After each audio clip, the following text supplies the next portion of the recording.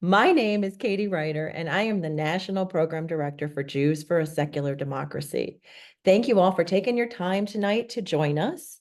Tonight's program, Judaism, LGBTQ plus rights, and religious freedom, will last about an hour and is the third event of our Jewish Women and Religious Freedom in Pittsburgh project, which is managed and hosted by Jews for a Secular Democracy and sponsored by the Jewish Women's Foundation of Greater Pittsburgh, underwritten by JWF trustee Nancy Weissman in memory of her beloved mother-in-law, JWF trustee Jacqueline Weschler. We greatly appreciate their support. It makes this programming possible. I also want to thank and acknowledge all the members, more than 24 members of the Jewish Women and Religious Freedom in Pittsburgh Steering Committee. This group of tireless activists meets monthly and emails regularly to create and plan programming, including this important event and our upcoming in-person summit on December 15th, which I will share a little more information about at the end of our programming.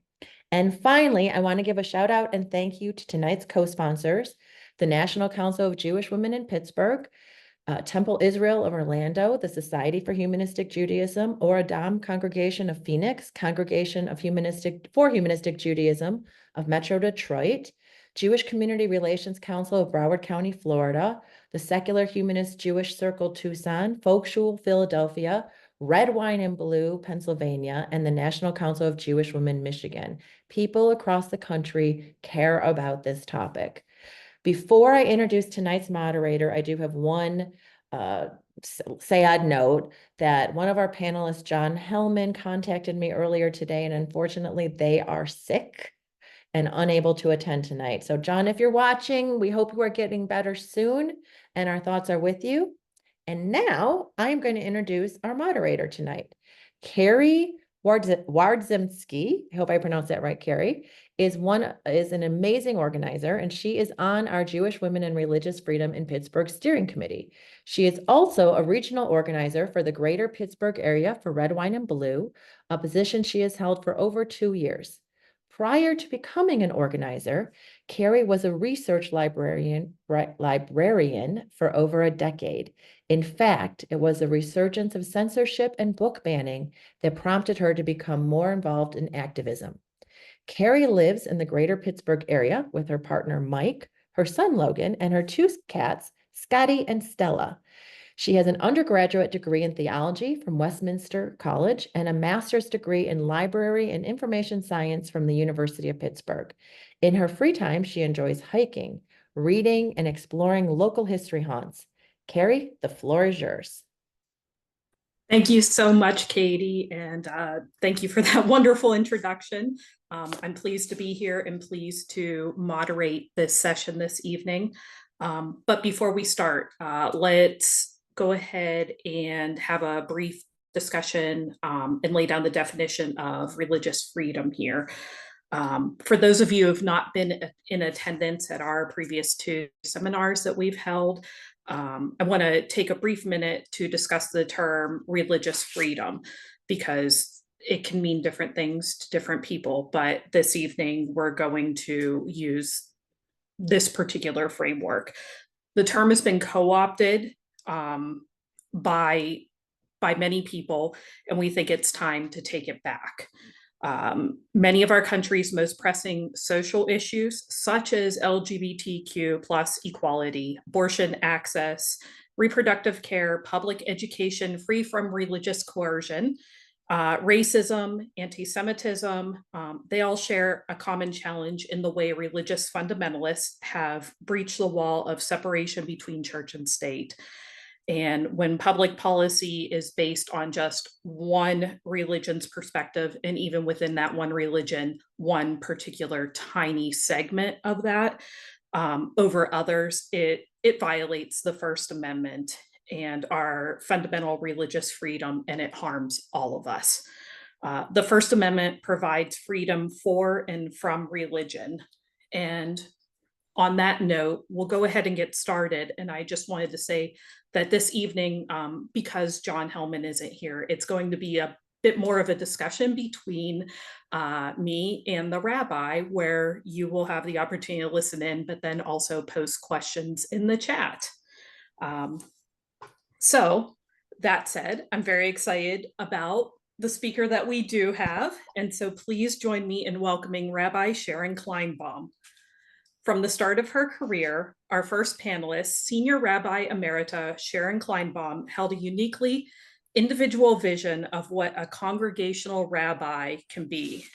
She built a rabbinate on her lifelong passions for Jewish study, history, prayer, text, and tradition, on her love for music and literature, on her feminism and her commitment to LGBTQ liberation, and on her determination to erase the bifurcation of spirituality and social justice.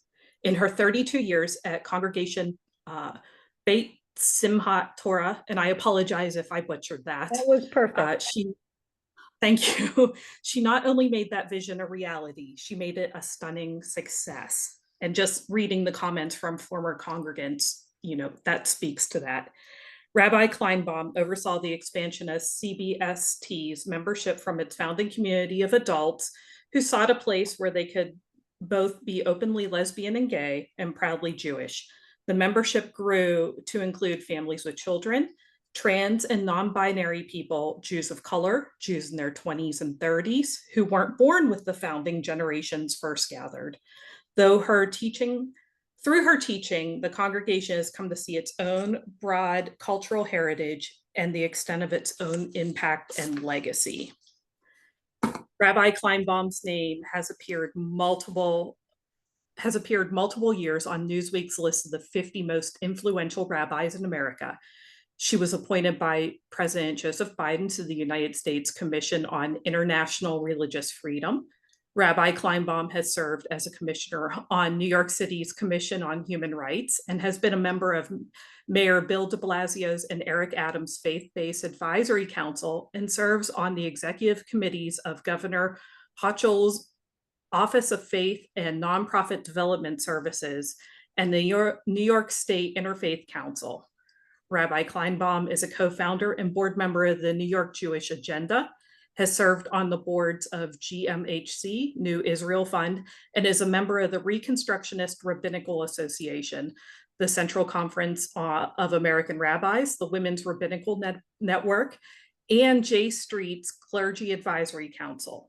In 2006, she was North American Chair of World Pride. Rabbi Kleinbaum is the former assistant director of the National Yiddish Book Center in Amherst, Massachusetts, and director of congregational relations of the Religious Action Center of Reform Judaism in Washington, D.C.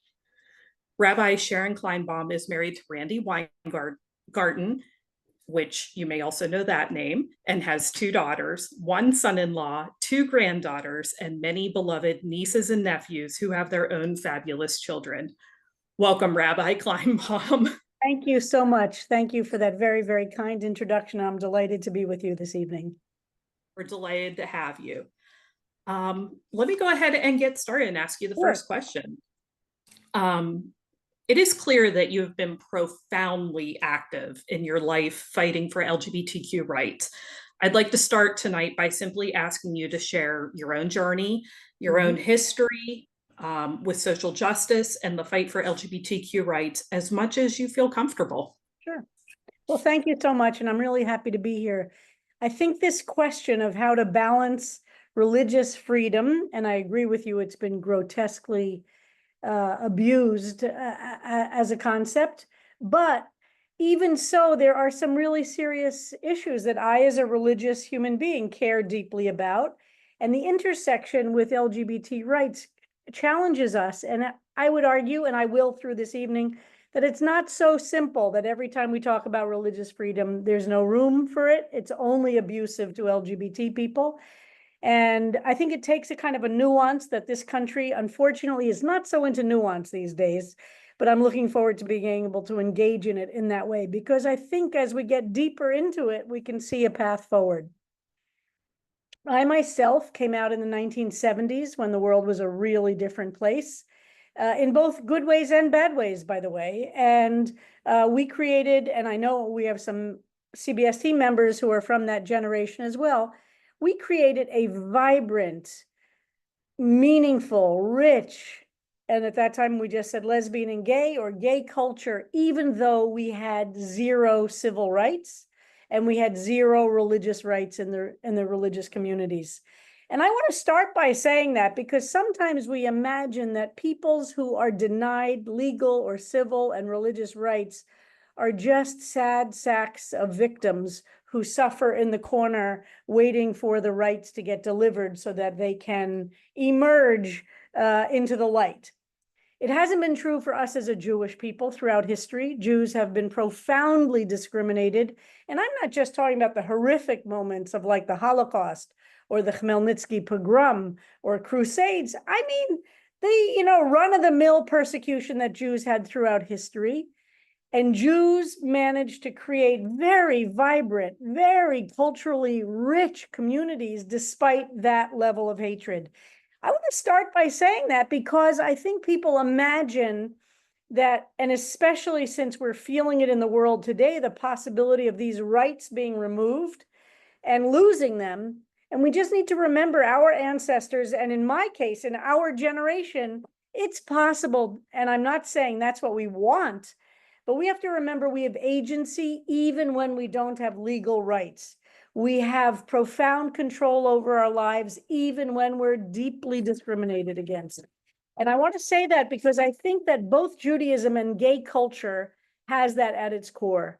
Gay culture and Judaism used humor to respond to oppressive external cultures. And I would dare say for many of us in the 70s, when there were no legal rights, no religious rights, and it'll be interesting to hear from some of the folks who are my age and came out at that time, we didn't think we were less than straight people who were around us, who had all the power, who had all the rights, who had all of the access.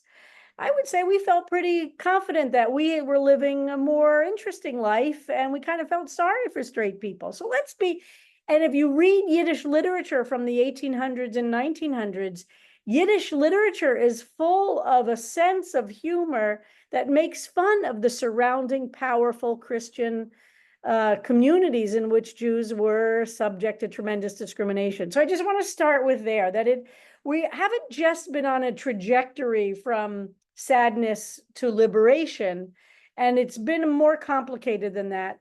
And honestly, there's a loss that takes place, that when gay people are out in the light, so to speak, there's less gay culture that gets created in a certain kind of way. Anyway, so it's a very interesting phenomenon. So I came out of the 1970s at a time when gay men and gay women didn't have so much to do with each other.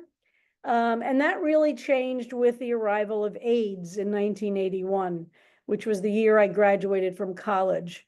AIDS emerged in early July of 1981. A small article appeared in the New York Times that said there were several gay men in Los Angeles who had a very bizarre cancer called Kaposi's sarcoma that was simply not seen in young men, and nobody understood it. They were all gay in Los Angeles, and they all died. And that was July 5th, 1981.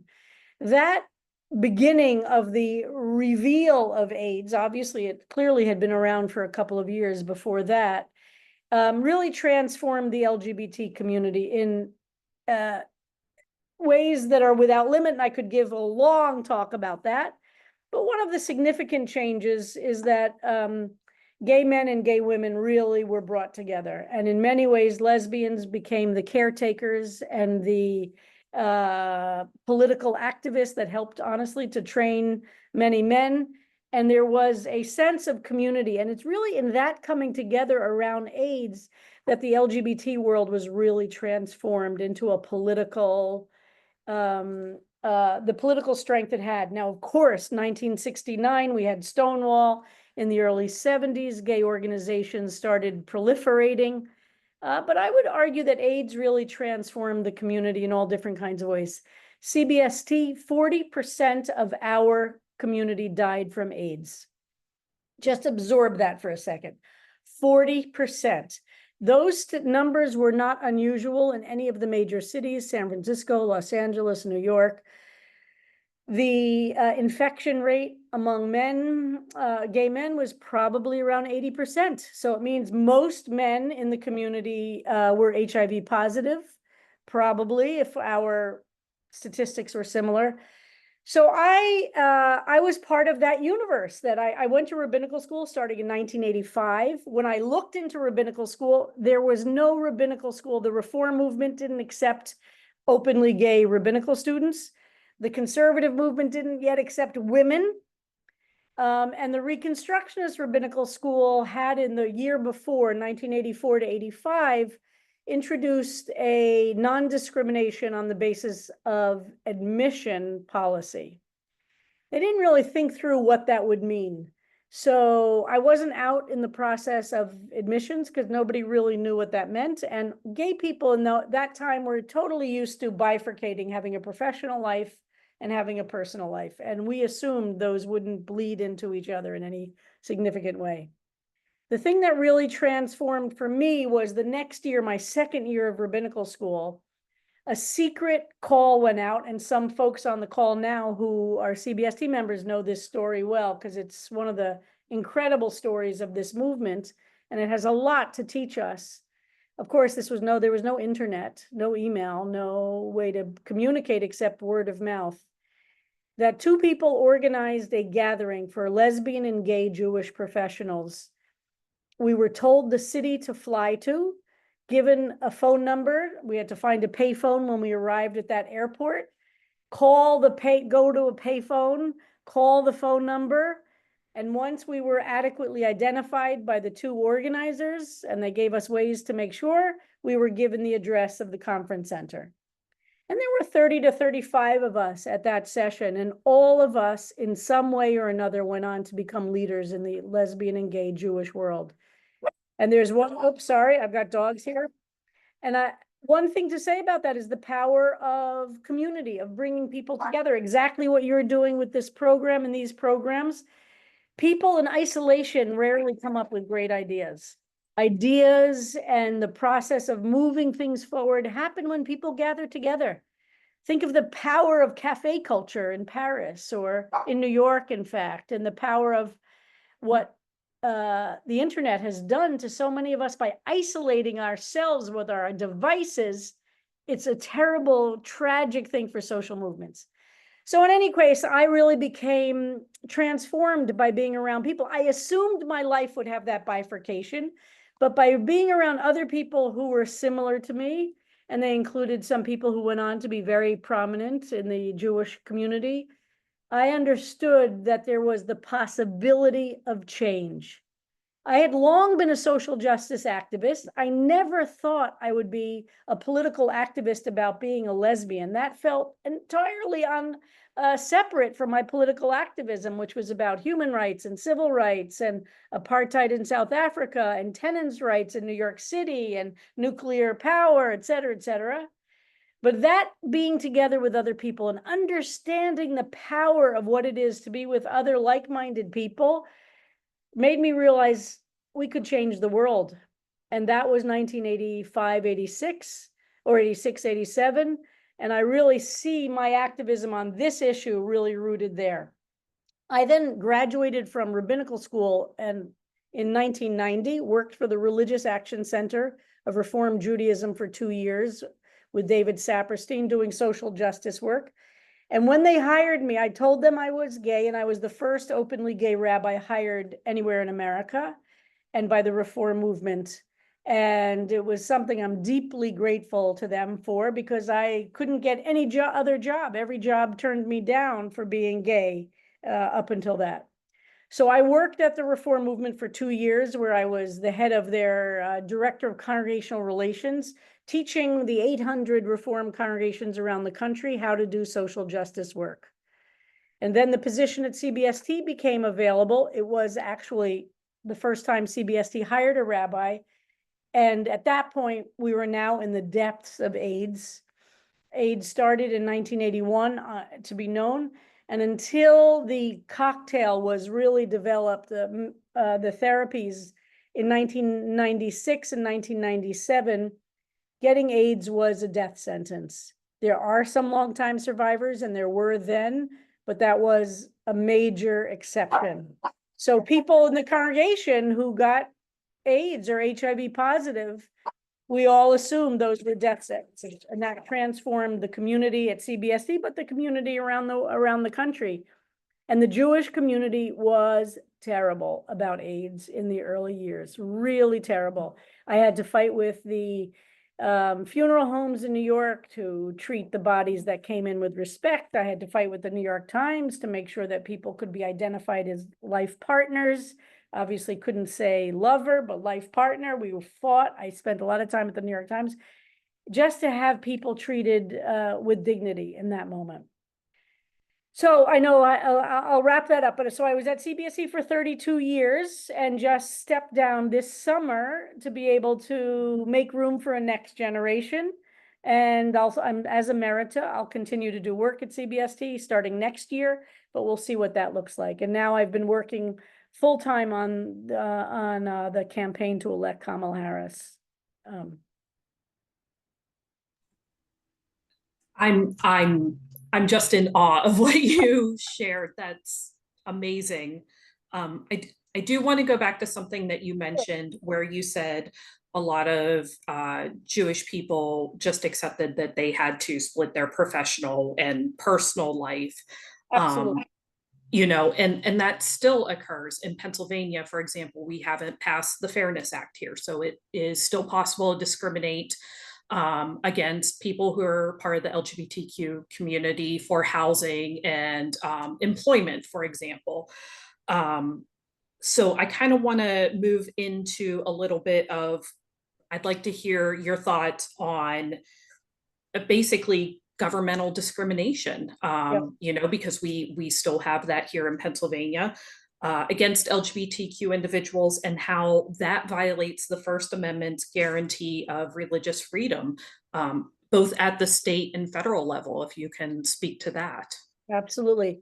So this becomes a very complicated issue, even though on some level it's so simple, right? But it does become somewhat complicated. So we have a lot of the laws in the United States are based on state law. So for instance, and just as an example, so in 1963, it depended which state you lived in. If you were an African American, what level of not only discrimination you experienced, but protections. So obviously social discrimination existed everywhere. But if you were African American and lived in New York, there were a lot of protections for you as a Black person. But if you lived in Mississippi, the Jim Crow laws in 1963 were entirely in force. So you had, not only did you have very few protections, there were active discrimination. And that's when the 1964 Civil Rights Act, what that did by creating the 1964 Civil Rights Act, our federal government said, we are not going to allow individual states to simply have the power to discriminate based on race. That's not who we are as a country. We've arrived at the point, and this is, you know, honestly, Lyndon LBJ, you know, Johnson deserves enormous credit for that. Yes, there was a movement, a civil rights movement that had been very, very active for 10 years and extended even before 55. But without Johnson, King would not have had a partner in government to make that happen. And these things don't just happen because demonstrations scream and yell, as important as that is. There have to be both street activism and electoral politics. And 1964, Johnson was in a position to do something which we're still paying for on some level. The Democrats lost the South with the Civil Rights Act of 1964 and the Voting Rights Act of 1965. And so there are powerful consequences that Johnson understood, but as a Southerner, as a Texan, he was willing to do that. So that act changed this tapestry of laws. So that's the problem we now have for gay people to different degrees. We've had two big Supreme Court decisions, which have helped a lot. The Obergefell decision and the Edie Windsor decision. They've helped to make some federal laws that do protect for federal law around the country. So there are some very big changes because of those two Supreme Court decisions. But there is an Equality Act that we want passed in Congress, which will do for America what the '64 Civil Rights Act did, which is to say, no, we believe in a federal protection and a federal, remember, there are two things. There's one is to eliminate discrimination and then also to protect, right? You kind of have to have both. So that is a problem, that some states can get away with things. But the Obergefell decision helped a lot, and there's less that states can do. But we are definitely pushing for this federal. But look at what the Congress has been. The Congress has been non-functional. So until we get, that's why, working on congressional races is so important. We need a Congress. We need we need a government that could work with activists. And that's why activists must always pay attention to electoral politics. And this is something I don't feel like we've done a good enough job in the LGBT world, in other civil rights worlds. We have to pay as much attention to getting involved in congressional, local, Senate, gubernatorial races as anything else. So without a Congress, we can't get the Equality Act. So that's going to be very key. If we get the Congress back on next week, there's some possibilities there. So yes, so that's what we have to look for. But yeah, people are going to start, just like with the abortion issue, people are going to have to consider where they live based on what kind of laws exist in those states. Exactly what I was going to say. Yeah. It's kind of that patchwork thing that we're seeing, where it's Yep. dependent upon where you live, what rights you now have. Following up on that. Now the interesting thing is that, of course, freedom of religion and the First Amendment of the Bill of Rights has two parts to it as it relates to religion. And that's important to understand because it affects things differently. And I'm not a lawyer, so if there are lawyers here, I'm sure you'll all correct me. Are you a lawyer? I am not a lawyer. I'm a librarian. A librarian. Well, that's fantastic. So the First Amendment says that Congress can't make laws, the Establishment Clause. In other words, can't establish a state religion and can't prohibit the free exercise of religion. So there are two elements of the First Amendment. There's an Establishment Clause. We can't have a government's religion, and the government can't prohibit the free exercise of religion. This is the first time in the history of the Jewish people that we live in a country with that kind of protection. Think about that. The first time in the history of the Jewish people that we have lived in a place that has these kinds of protections.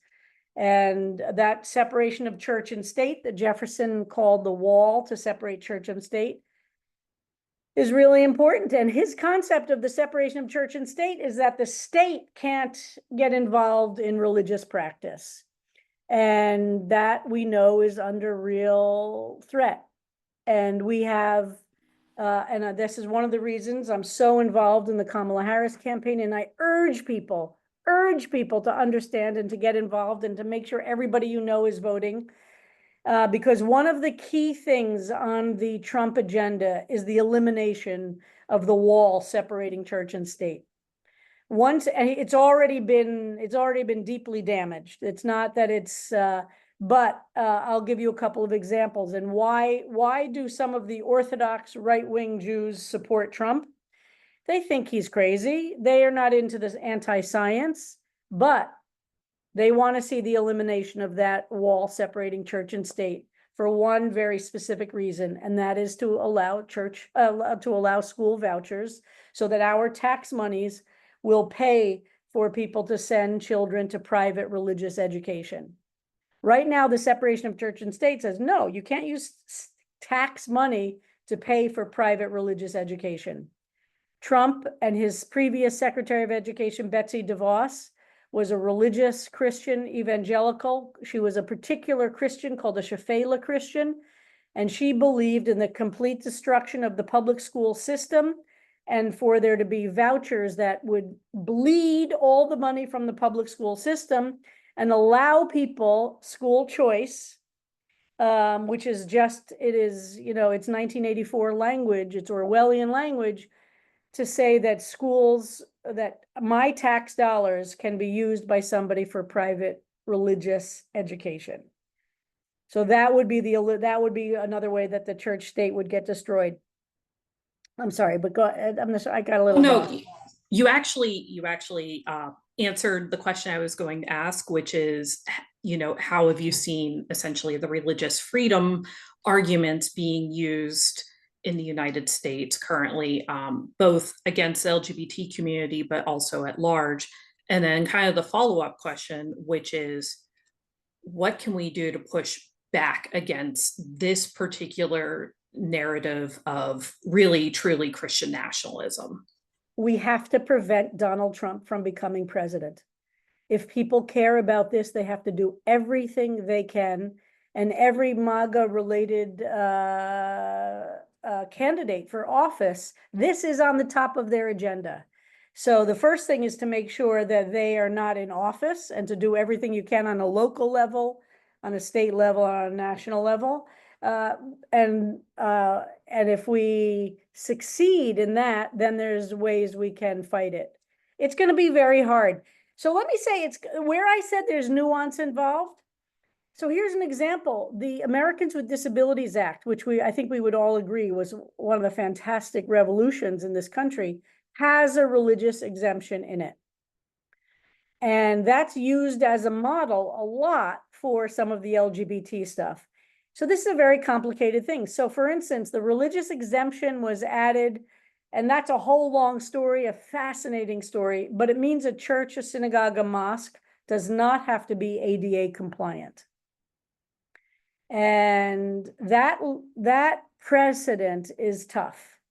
So all the different debates about the different laws are talking about, and when I served on the United States Commission on International Religious Freedom, let me tell you, all the Republicans talk about, the white supremacist Christian based Republicans talk about, is how to create exemptions for religious freedom as it relates to LGBT stuff. And they'll quote the Americans with Disabilities Act as a neutral example of a place where there was a very powerful religious exemption. So now here's what I think about religious exemption. I would fight to the death for my Catholic priest friend down the block to not do gay marriages. The idea that we would ever be in a position where we would force, that would be a violation of the Establishment Clause, and it would violate his free exercise of the Catholic religion. So I think what we have to do is start out by saying, I do all the time in my talks about this, say, I respect religions that do not ordain gay people or women or marry people who have been divorced, all things that for Judaism and my kind of Judaism are not an issue. But the question is, they shouldn't get to codify it into law. And the problem is that, for instance, gay marriage, which is one of the issues that they're very, very nervous about, I think it's wrong that clergy get to do marriage that's recognized by the state.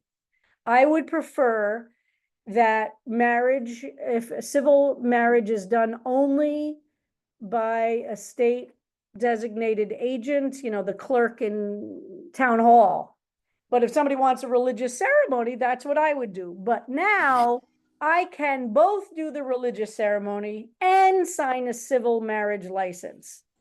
Honestly, I think that violates church and state. And I think we should be even separated even more, so that we could say really, really clearly, you Catholic priest, you don't want to marry somebody who's already been divorced? Fine. But can you imagine trying to codify that into law, saying, okay, because my religion says you can't get married again if you've been divorced unless the marriage has been annulled, et cetera, et cetera, et cetera. I'm passing a law in America that nobody can get married if they've been divorced. That's crazy, right? But that's what they're doing about gay marriage. They're saying my religion says gay people shouldn't get married. And I'm saying, fine, don't get married in your church or your mosque or your synagogue, but don't make civil law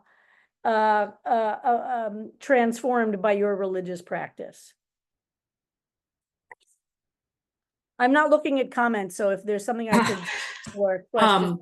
we do need to remember that this particular program is a 501c3, so we do need to stay pretty nonpartisan, or we do have to stay nonpartisan and not. Got it. Whoops. Yeah, no, Well, if you ask me just the a quick question, reminder from Katie. okay. Okay, sorry about that. So I don't know what to do, because there is nothing more important to protecting religious freedom of not electing people who will violate it. I don't, yes, okay, sorry about that. But we'll go ahead and move on to the next question, and then we'll be able to move on to some comments and questions that have appeared in the chat. So as the first full-time staff person at New York's then gay and lesbian synagogue, and now as senior rabbi emerita of the world's largest LGBTQ plus synagogue, can you speak to the history of LGBTQ plus rights, both from a broader perspective and from your own work? And what role do you believe that the Jewish community, particularly those Jews who are LGBTQ plus, now have or should have in shaping the conversation around religious freedom and LGBTQ rights in the US? So I know that was kind of a two-parter. Right. So first, I would say that in the Jewish community, there's been a bell curve on these issues, and there have been historically people who have been very welcoming and celebratory of LGBT people. And then on the other end, people who are kind of in the lynch mob and don't want anything. And most Jews for a long time were kind of in the middle. And we have to distinguish between civil rights. In other words, civil rights in America are defined by the ability to engage to be on public accommodations, employment, be able to go into a restaurant and not get thrown out, be able to rent an apartment or get a mortgage and not be discriminated against. So there are all those kinds of issues of discrimination. And then there are issues of religious freedom, like the ability to be a rabbi as an openly gay person, or to be married in a same-sex relationship. So I would say the first thing you have to think parallel, there's both religious rights and then civil rights. The Jewish community was behind the Christian, especially the Protestant community was in the 60s. There were Protestant priests and ministers who were great leaders of the LGBT movement or lesbian and gay movement. And there, in 1973, when CBST was founded, there was not a single rabbi, not a single Jewish organization, not a single synagogue, not a single Jewish civil rights organization which supported gay rights. So CBST was founded, and the LGBT movement was founded by lesbians and gay men, and in quite a hostile environment. Really, before synagogues like CBST started, or BCC in Los Angeles, which was 3 months before CBST, you had to make a choice. You had to either live a gay life, but there was no way you could go into a Jewish community, or you could live a Jewish life and sublimate, or live a secret life, or live a hidden life as a gay person. So it wasn't until the end of 72 or 73 that there was anything in the Jewish world that was different. So that's just to grok that.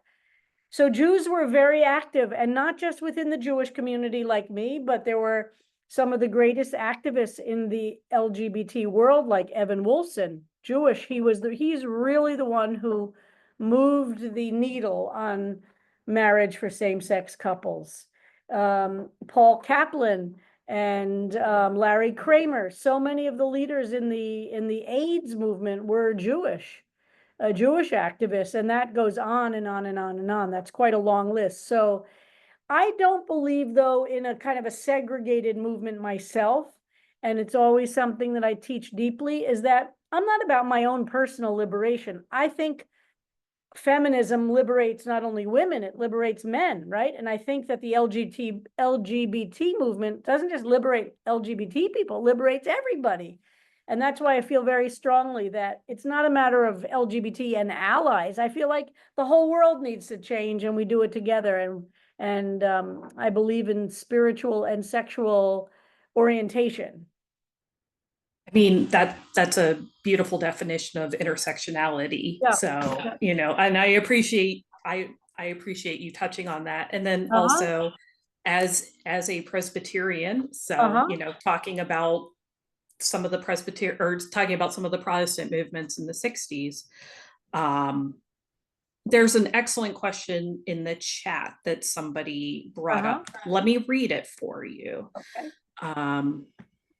How can Jewish communities across different denominations navigate the balance between religious traditions and the evolving understanding of LGBTQ plus rights, especially when it comes to fostering, sorry, I'm having a hard time scrolling down here, fostering inclusivity within religious spaces. I apologize for.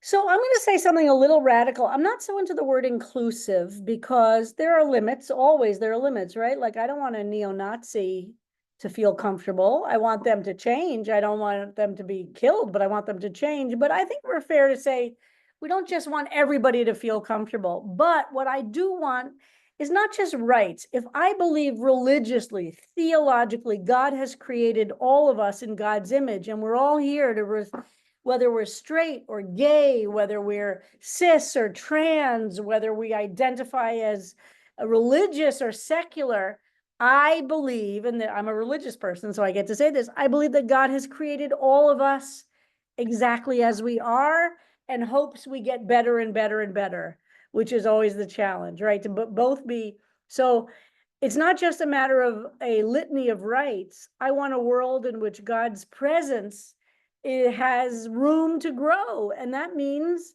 all the people who reflect God's reality, so to speak, need to have the room to be fully who they are. And rights mean that they are not punished for it. And that's, I feel like, the lowest level. I want more. You know, I want even more than that. So, and I think that I've been watched, so since, you know, I came out in 1977, I've watched the Jewish world transform, the Reconstructionists, the Reform, the Conservative, and they all struggled. It's not true that they just, because they were liberal movements, it was easy. It was not. And now I'm watching incredible transformation in the Orthodox world. Just incredible. There's now Orthodox LGBT groups. We have an Orthodox rabbi on staff at CBST, a straight cis man who's dedicating his life to Torah and in the LGBT world.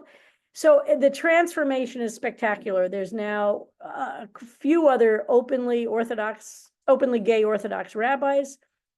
So the world is transforming, and I don't think it's just rights. I think it's kind of an explosion of understanding of how God has created us all to be in God's image, secular, religious, all of us. That I mean, I love it because you look at it and you think, okay, this is the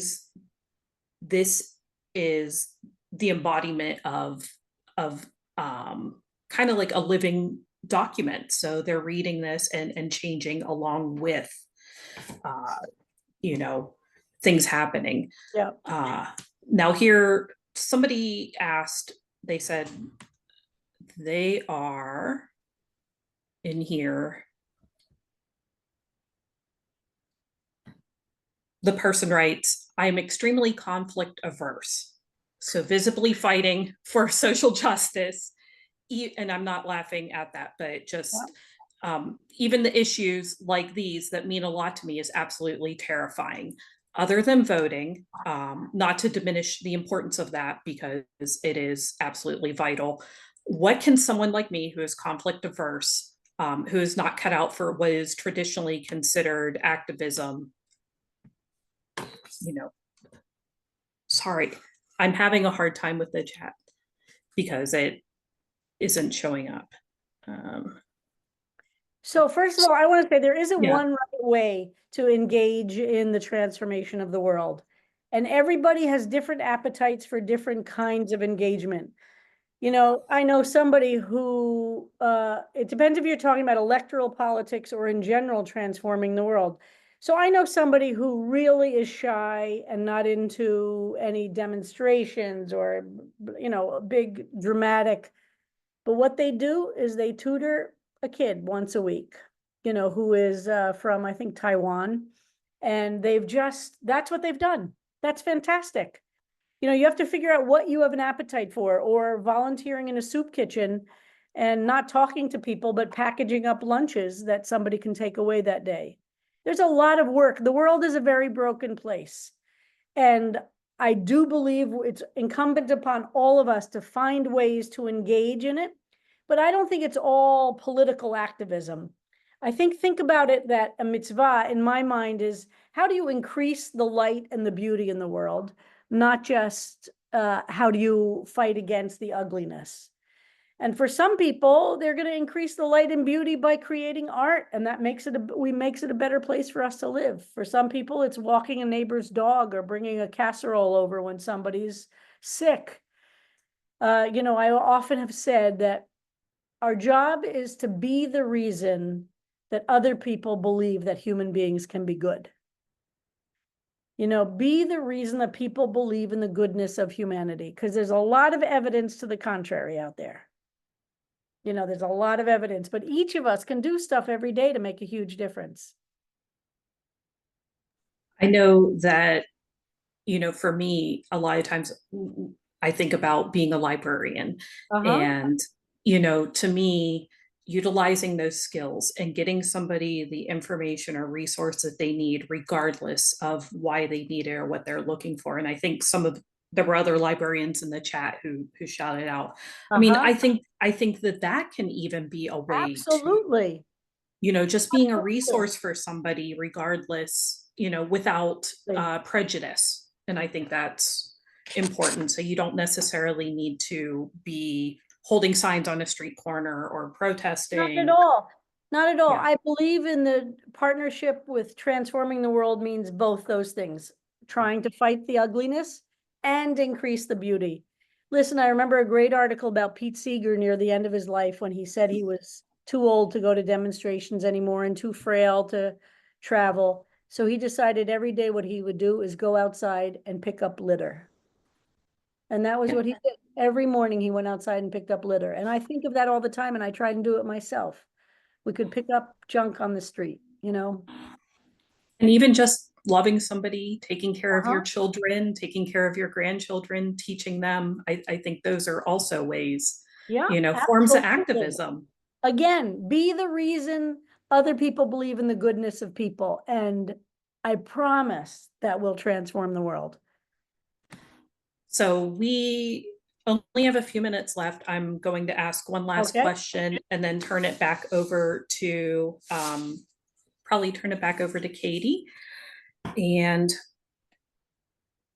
at this point, I think the question that, going forward that we need to ask and thinking forward, how do you see the intersection of LGBTQ rights and religious freedom evolving in the near future? Let's say the next, from today in the next 5 years, particularly in light of recent legal decisions and political trends. And you did touch on this a little bit with some of the Supreme Court cases. Yeah, we had a couple of very good Supreme Court cases, really important Supreme Court cases, the Obergefell and the Windsor case in particular. But I think we're going to see some pretty terrible Supreme Court cases in the next 10 years. And it's going to be terrible. What can I tell you? Folks who know me I always say, it gets worse. Get ready for it. It's going to get worse. And just develop those muscles to not be defeated. It's going to be a huge roller coaster, And we have to think not just about a litany of rights. That's what I encourage people, not just think about it's a list of what rights you have, but how do we keep insisting on the humanity of all of us to be able to live in freedom? And that is going to happen in all different kinds of ways, but it's going to be difficult. With this Supreme Court, we're going to see some terrible decisions. And the right wing is already, they have been for the last couple of years, developing cases to go through the various levels of the court to get up to the court, as they did with the Dobbs decision. my guess is, I don't think gay marriage is gonna be, is as under attack as some of the other ones. But I think it's going to be a tough time, and we have to develop muscles of resilience and of hope and of long-term vision. We have to imagine we're in this for a really long haul, and a lot of it does depend on what happens in the election. And again, this is my personal opinion.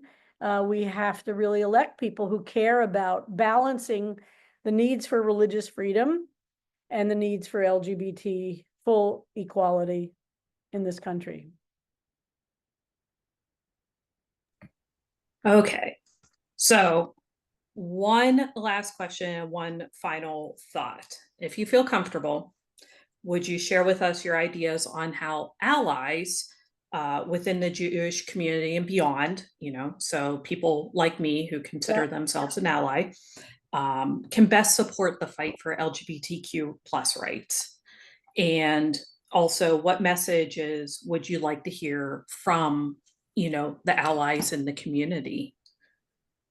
Well, listen, I think first of all, people shouldn't feel badly. Like we should, that's the only, I haven't resolved this. I'm not crazy about the word allies for that because it makes it sound very separate. So and I haven't come up with a solution to it, but I would say, everybody's to figure out what, and as somebody said, everybody has their own comfort level, and that's real and fair. The first thing is to get educated, to learn stuff, to be open to learning things so that you're aware of and knowledgeable, and you get to know LGBTQ culture and care about being involved in LGBT rights. That's the first step, is just to care.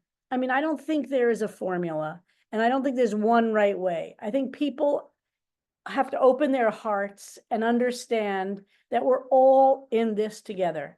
I mean, look, as a white person, I have to ask myself that question, right, about people of color. And I want to believe that being curious and being compassionate and caring is going to go a long way, and things will emerge as we take this step. Michael Walzer ends his brilliant book on the book of Exodus, and he says, there are three things we have to remember: that wherever we are, it's still Egypt. In other words, there's still a degree to which we're all oppressed in different ways, and to not focus on the victimhood, but focus on how do we create connectedness. And he said, and there's only one way out of the desert and to get toward the promised land, and that is to hold hands with each other and to take it one small step at a time. So that's my mantra. Hold hands. We're all in this together, and take it one small step at a time. I can't think of a better way to end. I will say that, the group that I work for, Red, Wine, and Blue, we are woman focused, but a lot of times I'll encounter people and I'll say, women and those who love them and care about them. So, instead of ally, maybe that's how we think about it. I think we're ready to move into a different language. I don't quite have it, but I love the way I love that. Yeah. Well, I can't thank you more for spending your evening with us, for sharing everything that you have experienced and learned and done throughout your long career. And just thank you for everything that you shared with us this evening. It's been a wonderful time, and I've enjoyed moderating this conversation. I'll go ahead and pass it back over to Katie. Thank you. Oh, thank you so much. I hopped on to ask that last question that you asked, Carrie, because I was like, I want to hear. I so appreciate both this whole conversation. Thank you, Rabbi. It has been really wonderful. I want to note, as Carrie mentioned, Jews for a Secular Democracy is an initiative of the Society for Humanistic Judaism, which as a 501c3 does not endorse. But that said, we serve as a platform for policy discussions, and individual opinions can and should include the kind of passionate advocacy we heard today, steeped in Jewish values. So I appreciate everything that was said. I want to thank both of you very much. I want to thank our grant sponsors, the Jewish Women's Foundation of Greater Pittsburgh. I want to note for everybody watching this that our next event in our Jewish Women and Religious Freedom in Pittsburgh project is an in-person summit On December 15th, the congregation Rodaf Shalom in Pittsburgh with a keynote speaker, the Honorable Jill Beck of the Pennsylvania Superior Court. If you live anywhere near, and I'm talking like 4 or 5 hours, anywhere near there, you are going to want to come and see this. We also have a webinar coming up in December on religious freedom and secular education, freedom from religious coercion in public education, which will be very important. All information on that will be going out soon. Again, thank you to everybody, and thank you so much to Carrie and Rabbi Kleinbaum, and good night, everyone. Thank you so much. It's been an honor and a thrill for me, and thank you honor to all for have the you work all. you're doing. Fantastic. So inspiring. Good night, Thank you. everybody.